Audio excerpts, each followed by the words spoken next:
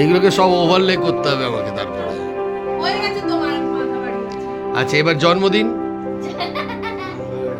এই আমি কি খালি গায়ে করবো?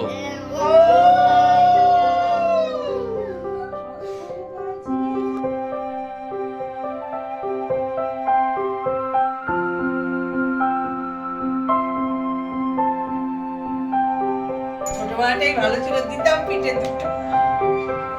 এখন কি করবে ভেবেছে সেই সব এখন পিঠে দিলে মা বাবা কত জানিয়েছে এটা বাবার দরকার। সেই সব